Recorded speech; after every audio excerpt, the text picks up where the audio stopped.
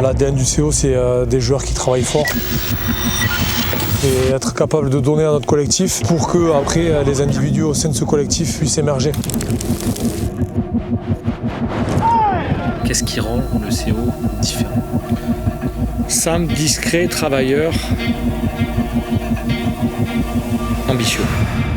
C'est un club qui est très ambitieux. C'est une famille en or. C'est une famille. C'est famille. L'ADN du club, il est là. Et ça, c'est non négociable.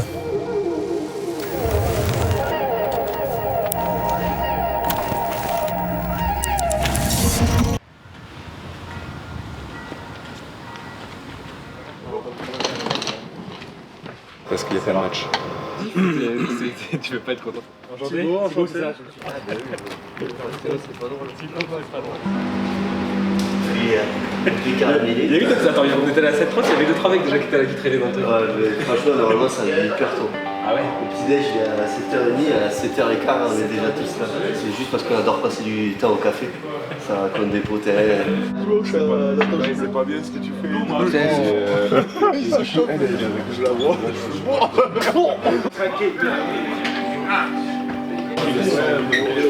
Ça va, ma bro? Ça va, Princesse, ça va? En général, ici, les journées elles commencent très tôt, autour de 7h du matin, ils prennent le petit déjeuner tous ensemble. Et pour vous dire, Rémi Bagé nous disait juste avant que parfois ils viennent même à 6h45 parce qu'ils ont envie de passer un peu plus de temps ensemble, d'avoir plus de temps de discuter autour d'un café. Ça vous montre un peu l'esprit des joueurs qui arrivent même un quart d'heure plus tôt pour prendre le café tous ensemble avant de commencer la journée.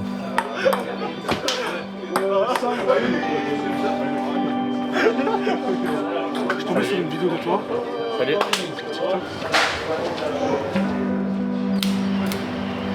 Là oui. Là je l'ai plus simple. Salut. Ouais, pas de soucis. C'est pour ça. On est là que depuis 2 heures et je peux déjà vous dire que c'est assez différent de ce qu'on a vécu avant. On ressent aucune méfiance, on ressent un accueil vraiment franc et simple de tout le monde, que ce soit joueurs, staff.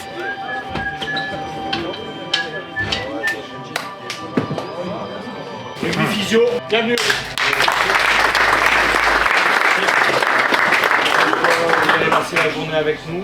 C'est surtout pour aussi mettre en avant le staff un peu de l'ombre, voir un peu comment vous évoluez ensemble et puis essayer de montrer un peu la culture et l'ADN du CO.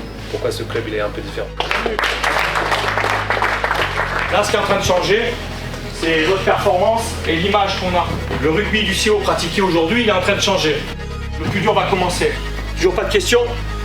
Et ben c'est parti. Baptiste, c'est...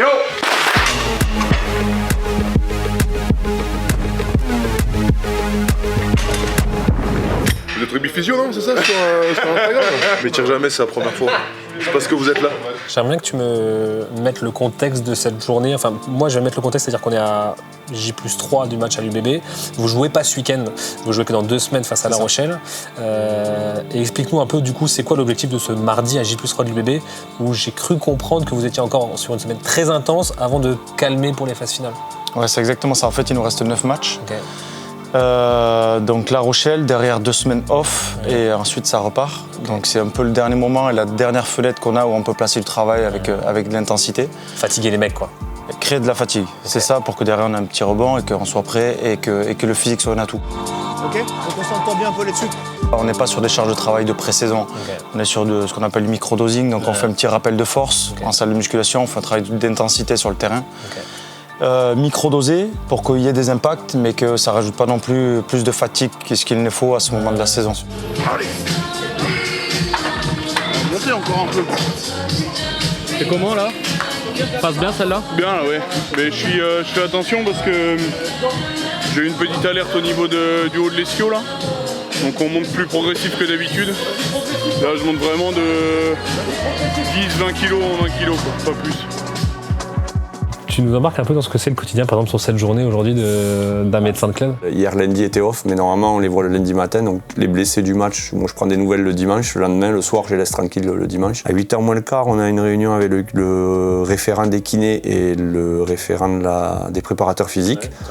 On adapte, du coup, notre canevas. Et après, à 8h, on a une réunion médicale avec Xavier, un des coachs des avants, Julien Tastet, et on fait le point et on leur dit qui peut s'entraîner protégé, c'est-à-dire sans contact, qui fait une reprise petit à petit adaptée, voilà. Et on trame la journée comme ça et on donne un visuel sur la semaine, sachant qu'on réévalue tous les jours quand même. On a tous les matins une réunion médicale à 8h, quoi qu'il arrive. Ouais.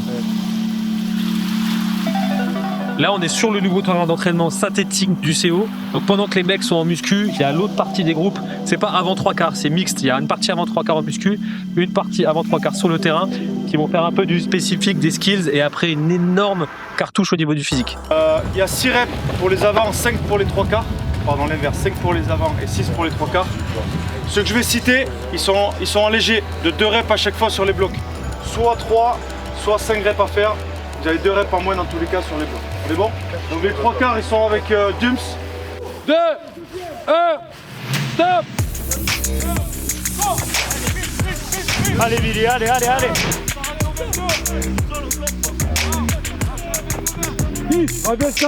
Là sur la partie physique, donc beaucoup de courses, mais des courses différentes à chaque fois. Un coup 10 mètres, un coup 22 mètres, un coup 40 mètres, et là la dernière séquence qui va faire 60 mètres.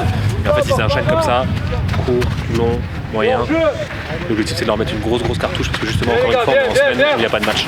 On a besoin nous à Castres d'avoir un cadre fort et un projet clair. On n'a pas forcément les mêmes moyens que certains, donc ce qui est hyper important pour nous, c'est de mettre vraiment l'équipe et les hommes au cœur du projet et essayer d'avancer comme ça avec des objectifs très élevés pour continuer à performer et essayer de se qualifier. J'ai vraiment l'impression qu'on a envie d'être la meilleure équipe possible et pas d'être le meilleur joueur possible. C'est quand même deux trucs différents. Hein. Oui, complètement. Tant que ça dure comme ça, on sera plutôt dans le bon sens. Là, ils sont en train de répéter leur gamme. Vous entendez derrière, c'est des sorties de camp, soit dans les 22, soit en dehors des 22. Là, par exemple, ils travaillent différents scénarios. Là, ils viennent de réceptionner un coup d'envoi. Avant, c'était une touche, avant, c'était une mêlée. Il y a même des situations où c'est juste un ballon dégueulé. Comment on fait pour se replacer collectivement, retrouver nos cellules et sortir du camp proprement. C'est vraiment des gammes qui répètent avec différentes annonces. Le niveau d'exigence doit forcément s'élever parce que la défense va s'adapter, parce qu'on va être plus craint, parce qu'il y a des joueurs qui ont émergé et donc il y a des focus qui vont être faits sur certains de nos joueurs qui aujourd'hui font la différence. Nous, individuellement, il va falloir qu'on passe le cap. Ça veut dire qu'on avance, ça veut dire qu'on devient un candidat crédible. Donc à nous d'être à la hauteur de ça, quoi. Je prends énormément de plaisir dans ce nouveau rôle. Xavier est beaucoup dans le partage, beaucoup dans la communication. On est aligné sur ce qu'on veut mettre en place aussi en termes de rugby, donc c'est forcément plus facile d'être en phase. Mais c'est quelqu'un qui m'aide beaucoup forcément dans mon quotidien. Théo Chabouni là qui vient de frapper la balle, c'est la relève. On parlait beaucoup d'héritage et de transmission au 4 Olympique aujourd'hui. C'est marrant parce qu'il est entraîné par Julien Dumora, qui est le 15 historique du CO, qui est passé entraîneur des arrières. Et l'année dernière, c'est l'année de transition où ils ont lancé Théo Chabouni pendant que Julien Dumora réduisait un petit peu son temps de jeu. Ils ont fait une belle passation. Et là, c'est marrant qu'un an plus tard, ça soit Théo Chabouni qui soit titulaire à l'arrière, entraîné par Julien, et il travaille encore sur cette transmission, cet héritage, même au sein de l'effectif pro. C'est sympa, je trouve. Voilà, on a des joueurs, il faut qu'ils touchent des ballons, il faut qu'ils aillent dans les couloirs. Qualité de vitesse, qualité d'appui. Les joueurs sont épanouis, ils prennent du plaisir là-dessus. Ça se voit. C'est vraiment ça, tu vois, qui m'interpelle. Là. Tu vois que les mecs, ils prennent leurs pieds, quoi. Forcément, nous aussi, de notre côté, ça nous fait plaisir de les voir épanouis sur le terrain, de les voir se faire des passes, de les voir créer des opportunités de surnombre, de break, de franchissement. On travaille pour ça et le fait de pouvoir le retrouver le week-end. Et ça fait plaisir d'enfin toucher du doigt un petit peu ce qu'on recherche depuis le début de saison. Quoi. Allez, c'est ça, ok. Parfait, très bien. Ok, parfait. En bas, parfait. Pendant que les avants ils sont sur le terrain en herbe là, en train de travailler les touches et les mêlées, les arrières ils étaient sur le terrain synthétique. L'objectif de cette séance c'était de mettre beaucoup de jeux, de mouvements, mais aussi de rigolade, que ça soit un peu fun comme séance. Xavier et Julien ils voulaient focus là-dessus. Ils ont fait un 4 contre 2 plus de 4 attaquants contre 2 défenseurs sur la première ligne défensive, puis 2 nouveaux défenseurs. Ensuite, ce qui simule à peu près une contre-attaque du fond de terrain, et si jamais tu perds, c'est qu'est-ce que tu fais une fois que tu as percé. Mais vraiment l'objectif là c'est de se détendre, de rigoler, petit concours entre les rouges et les bleus, c'est sympa.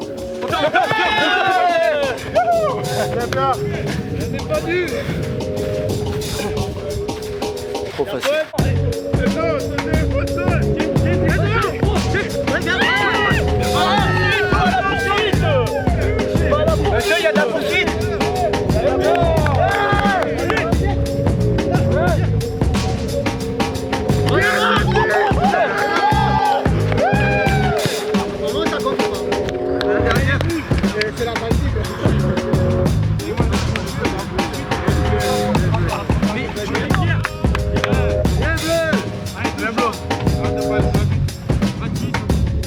c'est vendredi là, Irox. 24, 25. Ouais, oui. C'est en rouge. Un de droit. Ce matin, on avait un travail par groupe, aussi bien en muscu que sur le terrain. Donc là, j'ai déchargé mes GPS, je traite un petit peu mes données, voir si on est dans les clous par rapport aux données prédictives qu'on avait misées sur la matinée. Et puis voilà, s'il y a des adaptations à faire sur l'après-midi, moi je vais faire le retour à Pierre. Si on est dans les clous, il n'y a pas de souci, je lui dis rien. Là, on a des données prédictives aussi pour cet après-midi. Là, je suis allé préparer les GPS pour que les mecs aient juste à prendre leur brassière, mettre leur GPS et puis on est parti sur la deuxième session de l'après-midi. À quoi ça ressemble une journée en tant que kiné là du CO? Une journée en tant que kiné, on arrive un peu tôt parce qu'on a pas mal de logistique à gérer le matin. On prévoit tout ce qui est boisson, l'hydratation, etc. On s'assure qu'il y a tout qui est en place pour les straps et tout. Et après, on a pas mal de réunions donc de staff dans un premier temps. On gère tout l'effectif de la journée, on anticipe qui va s'entraîner, qui va être adapté sur l'entraînement et tout. On se répartit en fait l'effectif en 3 groupes, donc un groupe par kiné. C'est pas, on peut être amené à travailler avec un joueur qui n'est pas de notre groupe, c'est pas le souci, mais en tout cas, il y a quelqu'un qui connaît un peu plus profondément ce groupe-là, tu vois, qui est plus attaché à ça et qui du coup a un œil un peu plus aiguisé. Je trouve que la salle de kiné, c'est vraiment le poumon d'un peu d'un groupe, tu vois, où les mecs viennent se poser, se décompresser et tout. Pourquoi ce club, il est différent? Quand je suis venu en stage, c'était à l'été 2013, ils avaient gagné le bouclier il tenait la porte ouverte. Il n'y avait pas de cale-porte, tu vois, c'était le bouclier qui tenait la porte ouverte de la salle kiné. Donc tous les jours, les mecs passaient devant et tout comme ça. C'est cette image qui est restée. C'est une petite ville, quoi, tu vois. On se croise un peu tout le temps. Tu connais un peu tout le monde. Tu vois les enfants des uns des autres et tout. Tout le monde peut considérer ça, si tu veux. C'est un vrai environnement familial. Tu vois, ce soir, je sais pas si tu as expliqué, on a une soirée là. Une fois, c'était ma banquière qui m'avait dit, en fonction du résultat du week-end, elle sait l'humeur de ses clients le lundi. Ce qui est dingue, quoi. Pour des gens qui suivent pas spécialement le rugby, tu vois. Mais elle disait, on sent qu'il y a une énergie dans la ville ou pas, quoi. Ce qui nous a frappé ici, c'est que tout est lié. Le soin, la performance, l'exigence et surtout une implication totale pour le club. Rien ne fonctionne seul. Ce lien fort entre le CO et les personnes qui y travaillent, on a vite compris qu'il allait au-delà du centre d'entraînement.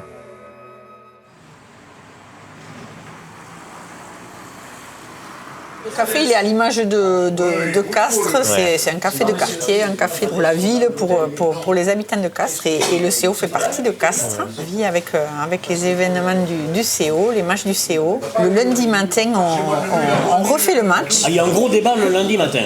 Ouais.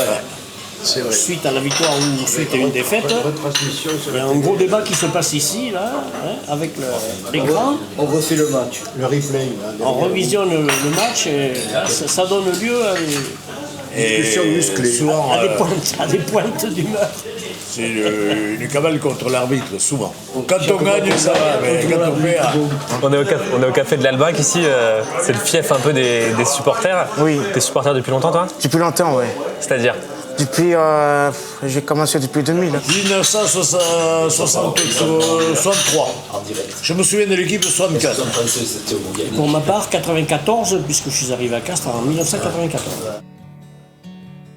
Tout est différent à Castres. Ouais. La proximité avec les joueurs, il y a plein de clubs de top 14, tu peux pas t'approcher des joueurs à l'entraînement. Ici, ils font leurs courses, les gens vont les aborder et ils parlent d'un joueur comme s'ils parlaient de son frère, de son cousin. C'est ça. Ouais. Il y a vraiment ce truc. D'égal à égal presque. Ouais, c'est ça. Qu'est-ce que ça représente pour toi le Castres Olympique? C'est familial. C'est génial pour moi, c'est une famille en or. Le Castres Olympique, si je devais dire un mot que tu risques d'entendre assez souvent, c'est famille, c'est vraiment cette proximité et cette fierté, quoi, d'avoir un top club dans une toute petite ville. Quand les joueurs en pesage, tu les as à 5 mètres, tu leur parles, ils se retournent, quoi. C'est pas un bruit qu'ils entendent dans les tribunes. T'as l'impression d'en faire partie, même si tu es pas fan de rugby, parce que tu vas te balader dans la ville, t'en entends parler le samedi, t'as tous les papilles qui te débriefent les matchs et les gamins en parlent même s'ils sont pas fans de rugby. Moi, si je dois vraiment ramener ça en perso, c'est les échanges que j'ai avec mon père, tu vois. C'est le seul sport où il va m'écrire si le Castres a perdu. Tu peux être sûr qu'à 8h le lundi matin, j'ai un message du paternel qui me dit putain, ils sont décodés, qu'est-ce qu'ils ont fait? Le CO pour moi c'est vraiment une histoire de famille, parce que mon père y jouait et mon oncle aussi, donc mon oncle c'était Francis Ruy, donc on est là dans la tribune qui porte son nom, donc c'est beaucoup d'histoires et beaucoup de transmission, en tout cas de passion entre générations. Ce stade il représente beaucoup pour moi parce que j'y suis vraiment depuis toute petite. Je crois que la première fois que j'étais, j'avais 6 mois, donc je l'ai vu vraiment évoluer, j'ai vu aussi le stade évoluer, le club grandir, je me sens chez moi. Et tu vois, ce que j'adore le plus, quand on organise les matchs, j'adore l'organisation, l'effervescence qu'il y a autour de la rencontre, mais ce que je préfère, je crois que mon moment préféré, c'est quand le match est terminé, qu'il n'y a plus personne dans le stade, je viens m'asseoir ici, juste quelques minutes, et j'adore ce calme un peu après la tempête, c'est mes moments préférés.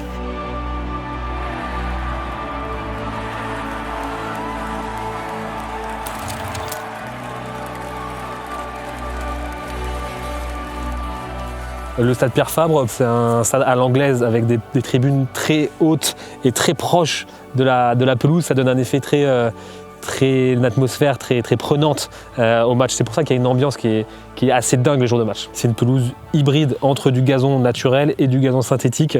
Elle a été élue meilleure pelouse de France, tous les clubs de top 14 et de Pro D2 confondus. Là aussi, c'est un secteur où ça performe.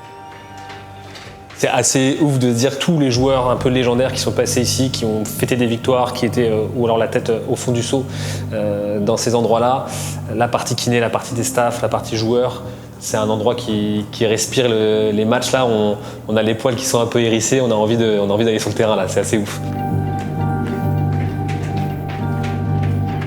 Depuis 1906, ça fait 120 ans, je connais pas de club qui soit aussi ancien, ou en tout cas qui cultive autant cette histoire, cet héritage. Sur ce format au CO, on voit vraiment deux trucs presque opposés, presque contradictoires entre cet héritage, cette culture, ce côté travailleur, en même temps rugby village, familial, et en même temps on voit de la perf à tous les niveaux. On se disait ça avec Milan, au niveau joueur, au niveau staff, ça performe, c'est dans le détail, c'est le point culminant de la perf que tu peux imaginer dans le rugby français, comme dans tous les autres clubs d'ailleurs, mais vraiment. Et en fait, comment toi, qui gère en plus la communication, et je trouve que le CO est un petit peu à chaque fois entre les deux, entre l'héritage, la culture, la perf, c'est du 50-50, vous essayez un petit peu aussi de redynamiser cette image de performance, pas être dans le cliché en fait, le CO, c'est ça qu'on veut montrer, c'est pas le cliché non plus du rugby village, le CO. Je trouve qu'on peut travailler dans la convivialité, dans le côté un peu simple, on va dire, ou authentique, voilà, c'est plutôt le mot authentique, mais ça n'empêche pas du tout de travailler dans la performance, dans le détail et on est ambitieux, on est un club ambitieux et on recherche ces qualifications, on recherche le haut de tableau et on est toujours dans ce souci du détail et de la performance. On est tous vraiment passionnés par ce club et on donne tous notre maximum pour justement atteindre les sommets tous ensemble en fait. Cette salle de vie là du CO, c'est la salle de vie des joueurs, elle est assez ouf. Alors de prime abord tu te dis qu'est-ce que c'est que ce truc, c'est des Algeco, c'est un peu un foutoir, etc. Mais en fait c'est juste extraordinaire. T'as une espèce de café ici avec une super machine, il y a des maillots de joueurs de foot, il y a une photo de Jacques Chirac, il y a une maillot du Tour de France, de la Saint-Patrick. Ça part un peu dans tous les sens, mais en fait ça vit quoi. Vraiment sa vie c'est pas parfait, mais sa vie c'est des êtres humains, c'est une bande de potes. Et tu comprends pourquoi ils veulent venir encore plus tôt le matin pour prendre un café avant le petit-déj, passer du temps ensemble, passer des beaux moments ici, la table de billard, 2 tables de billard, le ping-pong, des grands canapes là dans lesquels t'es bien. Enfin, c'est une salle de vie qui porte bien son nom. Je pense que c'est une très grande amitié et solidarité d'abord entre les joueurs et le staff. Voilà, il y a une communion entre les deux parties qui est journalière pour ainsi dire. Le jour de match, n'en parlons pas. La pression est énorme. Hein. Ils ont chacun leur casier disponible, donc ils récupèrent leurs serviettes, leurs maillots, leurs shorts, leurs chaussettes, tout. Ça fait combien? La 16e année. 16e année? Ouais. Eh bien, je viens de passer 83 ans. 83 ans. Et vous voyez faire ça encore longtemps? Mais tant qu'ils ne me mettent pas dehors. Ton poste, il est clé parce que tu es à la croisée, tu l'as dit, du sportif et de l'administratif, aussi du contractuel, etc. Et ce qui est assez flagrant ici, on l'a vu, c'est cet esprit de famille, de fraternité. Mais ça peut être très vite pollué par des histoires contractuelles, par des histoires comme ça. Donc toi, tu es au cœur de ça pour que tout se passe bien. Et puis, c'est qu'il a dit, ça doit pas être évident. Il y a une chose qui est basique, c'est l'honnêteté, en fait. Ça paraît compliqué, mais pas trop. En fait, si on dit les choses telles qu'elles sont, si on essaye de parler des contrats de manière ouverte, respectueuse et surtout de situer les joueurs et les staffs où ils sont réellement. Parce qu'aujourd'hui, tout le monde connaît le milieu, tout le monde connaît les vérités, tout le monde se parle, donc ça ne sert à rien de masquer. Si on apporte de la clarté, je pense que ça simplifie. Après, c'est pas toujours simple. Naturellement, comme tu l'as dit, c'est famille. Mais malgré tout, on tend vraiment vers l'excellence et l'exigence. Donc, on est très pro par rapport à beaucoup de choses. Donc, il faut essayer d'apporter un maximum de clarté à tous les étages du club, je dirais. Chacun est un maillon de la chaîne essentielle pour la performance, en fait. Donc, c'est pour ça qu'on essaie à la fois de responsabiliser, mais surtout de valoriser le travail de chacun. Je pense que c'est important. On a des réunions régulières, que ce soit avec l'ensemble du staff sportif ou administratif, où on valorise aussi toutes ces personnes de l'ombre. Et on embarque encore une fois tout le monde dans ce projet commun. C'est vrai que chacun a un rôle, chacun est important. Maintenant, encore une fois, tout ça se fait dans un cadre aussi de performance. C'est ça que j'aime bien mettre en avant surtout, c'est que oui, on est un club famille parce qu'on cultive ça, mais c'est pas un club amateur quand même. On est un club famille avec une vraie exigence professionnelle. Donc, et c'est ce qui fait qu'on espère encore rester dans l'élite du rugby français pour des années. Pour conclure cette vidéo et après avoir été au contact de toutes ces personnes et de toute cette culture, je vais vous dire mon ressenti personnel. Il y a 3 choses qui me viennent à l'esprit. La première, c'est ce côté famille qui revient tout le temps, mais d'un côté où c'est comme si le CO était un membre de la famille de toutes les personnes qui le fréquentent. Staff, joueurs, public, tout le monde. C'est un membre de ta famille. Et du coup, tu as une espèce de responsabilité naturelle, comme un membre de ta famille. Tu fais attention, tu fais gaffe. Tu n'as pas besoin d'avoir de charte, de règlement pour respecter une espèce d'état d'esprit, une espèce de volontarisme. Non, tu fais partie de la famille, c'est un membre de ta famille, tu dois y faire attention. Et ça concerne tout le monde, c'est assez dingue, ça c'est le premier point. Le deuxième point, je pense qu'on a assez montré, c'est de la perf. Ça bosse dur, ça bosse bien à tous les niveaux. Ça, on vous l'a montré. Et le troisième point, peut-être celui qu'on a le moins montré, mais que je trouve très vrai, c'est ce côté débrouillardise. T'as peut-être pas beaucoup de moyens, t'es peut-être un peu rugby village, t'as peut-être pas le centre de perfectionnement, d'entraînement le plus ouf, mais par contre, ça te donne un truc débrouillardise où tu essayes de tirer la moindre goutte de potentiel que tu as à tirer. Et en ce sens-là, je trouve que c'est très vrai, et en plus ça ressemble un peu à nous, à Rugby Physio, où là en fait on vient avec 2 iPhones, une caméra, 3 trépieds, 2 micros, et en fait on y met tout notre travail, toute notre âme, et je pense que ça s'est vu, et en tout cas j'espère que ça vous a plu. J'en profite pour remercier le CO dans son ensemble, qui nous ont ouvert leurs portes, même la ville de Castres qui nous a un peu tout ouvert. Je remercie aussi vous, la communauté, qui m'avait permis d'atteindre et de faire ce format-là que je voulais faire depuis tellement longtemps, que j'avais dans un coin de ma tête depuis des années. Et merci à Milan, toi qui es juste derrière la caméra. Vous voyez, on est passé d'un niveau supérieur en termes d'image et de contenu, et ça c'est grâce à lui. Merci.